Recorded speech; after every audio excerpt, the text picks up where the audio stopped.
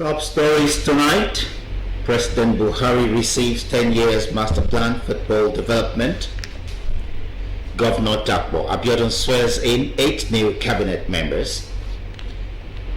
Nigeria Customs Service Ogun Area 1 Command presents media scorecard. Good evening and thank you for joining us on NTA Abeokuta Channel 12 News. My name is Anyala Balogo. Now the news in detail. The federal government says it will no longer tolerate attempts at inflicting injury on its football fortunes, describing the sport as a major tool for national unity, which must be safeguarded and treated as a national asset.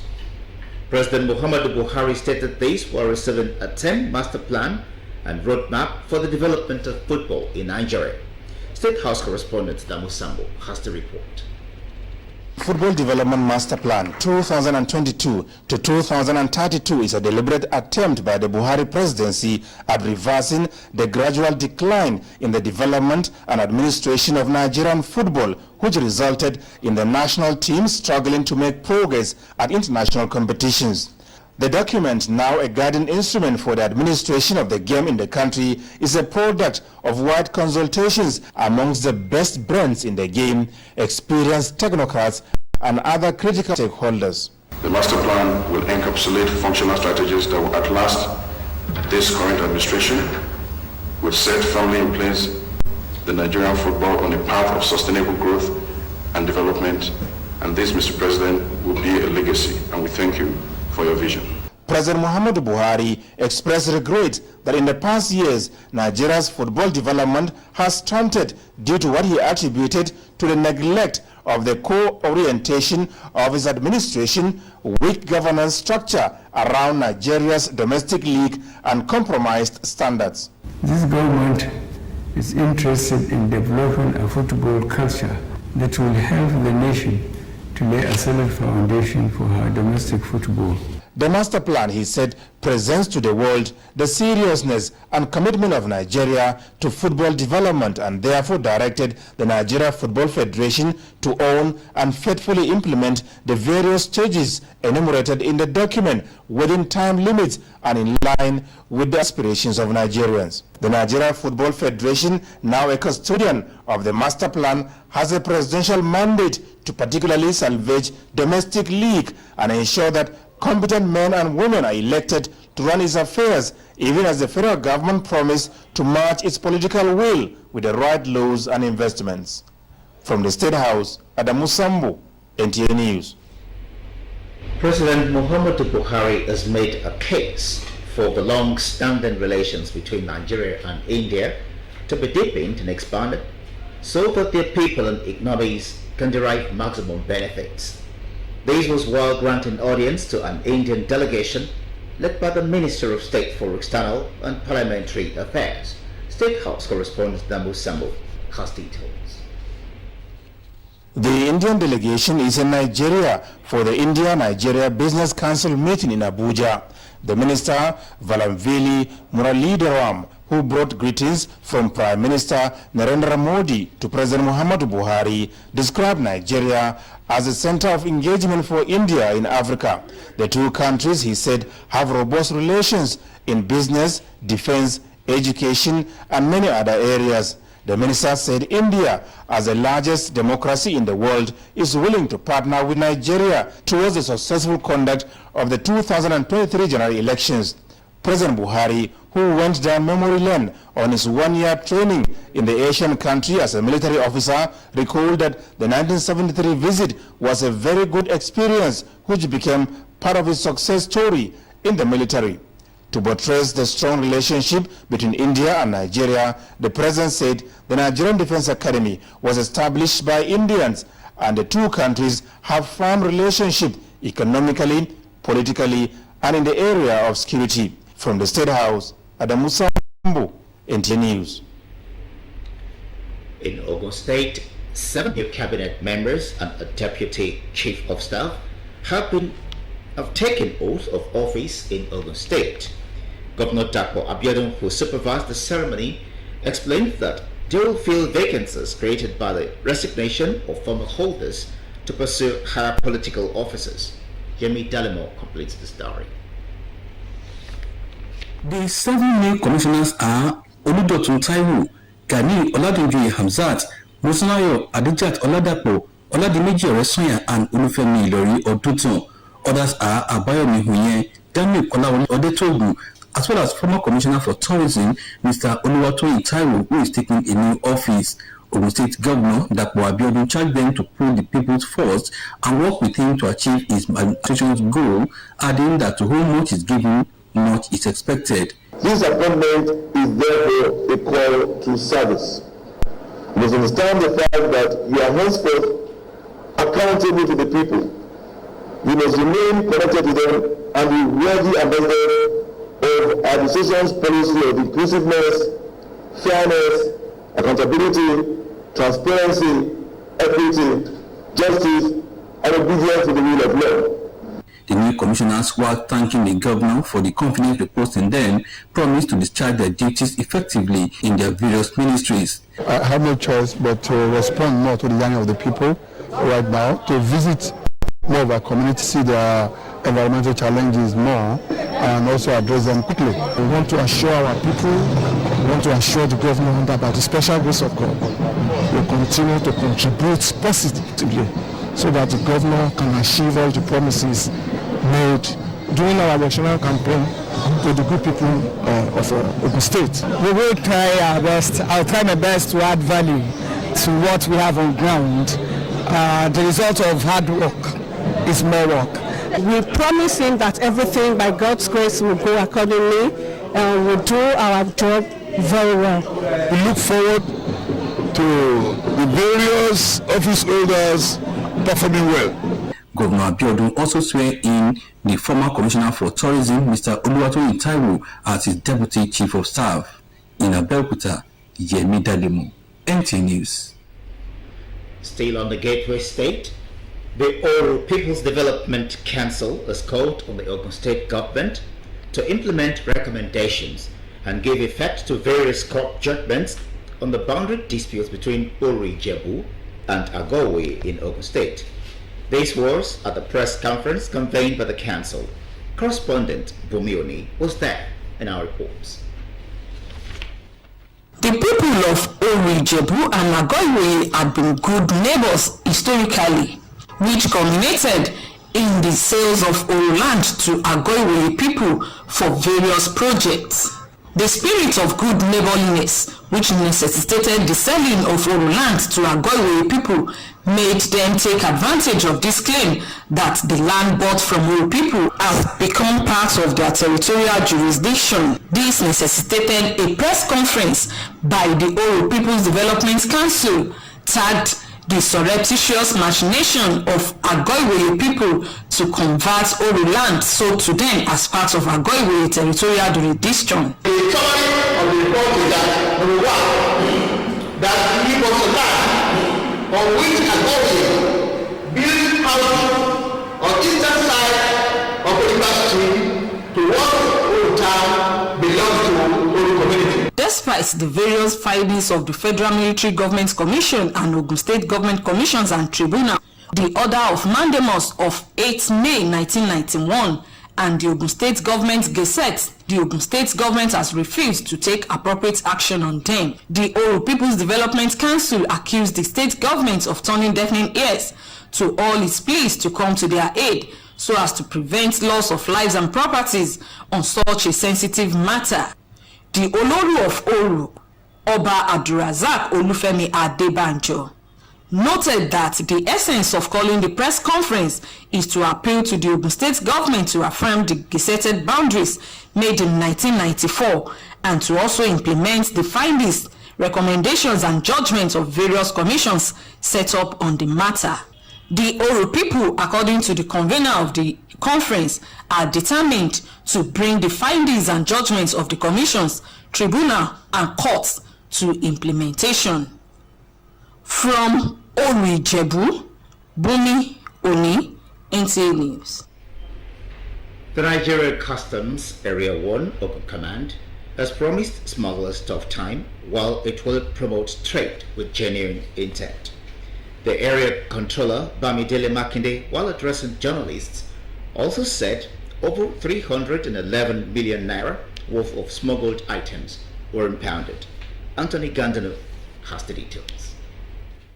With 13,843,370 naira as revenue generated from import duty and auction sales of petroleum products intercepted during anti-smuggling operations only in the month of July, the controller told journalists that the command would continue to be ruthless with smugglers and other perpetrators of crimes at Ogun State border areas. He also explained that through its intensive and intelligence-based anti-smuggling operations, the command seized over 4,000 bags of foreign parboiled rice of 50 kilograms, equivalent to 7 trailer loads, and other items such as used clothing, used shoes, tires, compressors, bags, foreign wines, with accumulative duty paid value of 311,924,551 naira 92 kobo.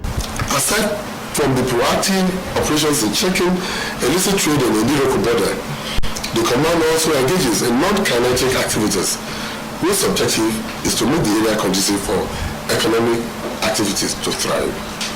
Currently, the command football club known as Customs FC, which has been in existence for decades, was promoted from Nigeria Nationwide League Division 3 to Division 2 on 19 July 2022. Presently, youth from the various border communities across the state constitute a majority of its players. While reassuring the legitimate business communities of the command's maximum cooperation and support for trade facilitation, the controller, however, warned criminal elements in the state to steer clear of smuggling activities. In Abeokuta, Anthony Gandhi, NTA News. Channel 12 News continues after these commercials. Please stay with us.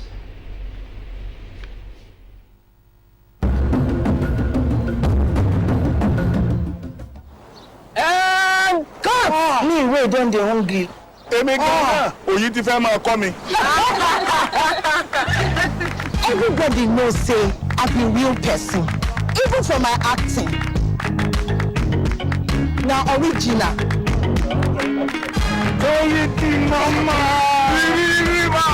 Enjoy my people. As na dey see me so, I no dey joke with anything wey dey bring rich flavour, total nutrition, and great taste. Like my Checkers custard milk 3-in-1, the Totorica, Bamba, and rich custard. Can someone get these two out of my set now? Good thing good, abeg. I no go lie. This na custard. Checkers, custard be that. There is an electronics electrical store in Abeokuta that stands out. The Lower Electronics Electrical Store said.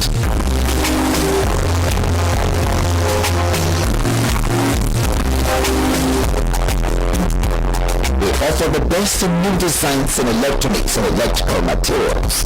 Whatever your taste or desire for a living room or bedroom, Oluwa Electronics Electrical is your one-stop destination. Visit us at number 7 Agogo Road, Shakmo, or number 13 Shokani Road, Shakmo, Abeokuta, Ogun State, or call 0815-030-9857 or 0815-031-0961. Oluwa Electronics and Electrical Store. We make the difference. Welcome back. Now business news. Food prices rose in July 2022 as federal government concludes takeover of 4 discos. Details in our business news segment with Umar Ogumbe. Selected food items increased in July. The NBS stated that the average price of 1 kg of white beans rose by 23.22% from 444.21 naira in July 2021 to 547.38 naira in July 2022. It added that on a month-on-month basis, the prices increased by 2.09% from 586.17 naira in June 2022 to 547.38 naira in July 2022. The report stated also that the average price of 1 kg of tomatoes increased on a year-on-year basis by 7.7% from 414.83 naira in July 2021 to 446.83 naira in July 2022. In another development, the federal government says it has completed the takeover of 4 electricity distribution companies and consulted the board, the Nigerian Electricity Liability Management Company. Vice President Yemi Osibajo said the newly constituted board of the Nigerian Electricity Liability Management Company would enhance ongoing efforts to resolve the liabilities relating to tariff shortfalls for power distribution companies nationwide. Umar Ogungbe, NTA News. On the entertainment scene, Nollywood actress Nkechi Blessing denies that her late mom collected a bride price before she passed on. Details on our entertainment news. Backtracked her claim that she was married to her ex-boyfriend Okpeyemi Falekan before their messy split. In a post on her Instagram page, Nkechi retaliated that she has never been married to anyone as her mother did not receive any bride price before she died, adding that she was only in an open relationship. Nkechi says she would have done everything to make the relationship work if it had been a marriage and wanted the media to quit making reference to her past relationship. Grace Jimo, the baby mama of Yomi Fabi, has worked out on their relationship. Recall that the mother of one accused her ex-lover of a whole lot. She also exposes the alleged inhumane things he did to her. According to her, he packed the furniture and gadgets when she returned to the apartment they both shared from a visit to her family. Umar Ogungbe, NTA News. Now let's join our sports desk for latest in the world of sports. On the replay of the 2022 IT Cup quarter-final matches at various centers across the country, Niger Tornadoes meets Lobby Stars, Heartland welcomes Katsina United, Kogi United takes on Kano Pillars, while Wiki Tourist squares up against Nasarawa United. 2 volleyball, 10 youth volleyball clubs in Lagos State participated at this year's edition of the Samaritan Feet Summer Slam program, which ended at the Teslim Balogun Stadium, Lagos. The grassroots program featured beginners program and a training competition which lasted for a week. The program was in 2 categories, on the 13th and on the 15th for boys and girls. Using this one to boom the children from the beginning, from different homes that they have futures in volleyball. Still on grassroots sports, former Super Eagles goalkeeper Peter Rafai has organized the 3rd edition of its summer grassroots sports clinic for schools in Lagos. The former Nigerian captain says the focus is to nurture talents from the schools by educating them on the rudiments of the game so as to make them better players in the future. They were also taught basketball and taekwondo. We impact something meaningful through sports, using sports as a tool to teach them values. In basketball, ahead of the 4th window of the FIBA Africa World Cup qualifiers, the power rankings for the competition has been released. 12 teams are competing for the 5 places allocated to Africa. According to the rankings, Nigeria's D Tigers are placed 5th. Now to grassroots golf, Ikoyi Golf Club have emerged the winner of the maiden edition of the Western Golf Challenge. They defeated 12 other teams from the Western region with 335 cumulative score points over 2 days to win the first prize. Is an added value to the development of the game. We intend going to the schools to have the cadets. Kadir Aminu of Timilorin won the longest drive prize award, while Yusuf Adamu of Ekiti Golf Club smiled home with the prize for the nearest to the pinhole 15. With sports update, Gift George, NTA News. That concludes Channel 12 News. I'm Ayala Balogo. Good evening.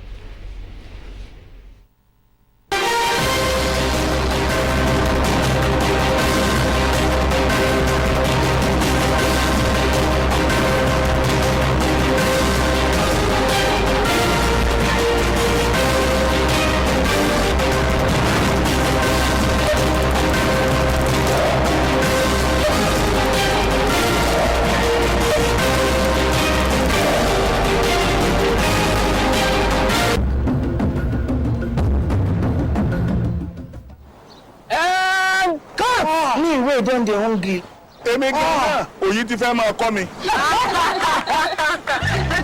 Everybody knows say I be real person, even for my acting. Na original.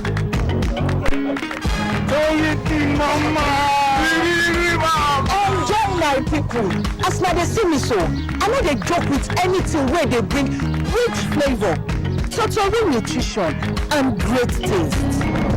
Like my Checkers custard made 3-in-1, the Totorica, Danda, and rich custard. Can someone get these two out of my set now? Good thing good, I beg. I no go lie. This my custard.